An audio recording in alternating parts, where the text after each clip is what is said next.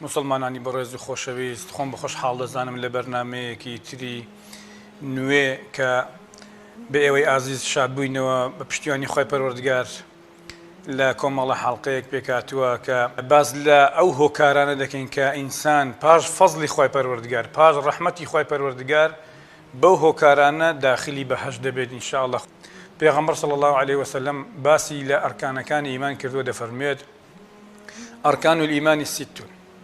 الإيمان أن تؤمن بالله وملائكته وكتبه ورسله وباليوم الآخر وبالقدر خيره وشره.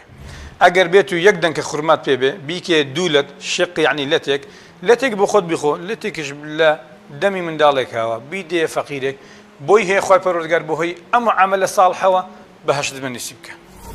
پیغمبر فرمى صلى الله عليه وسلم من عمل عملا نكره هر كردويك تو ديكي هر كسا كردويك ليس عليه أمرنا يعني لدين دا أمري إيمي لسرنبه فهو رد كرتوا غير مقبول يعني قبول ناكره.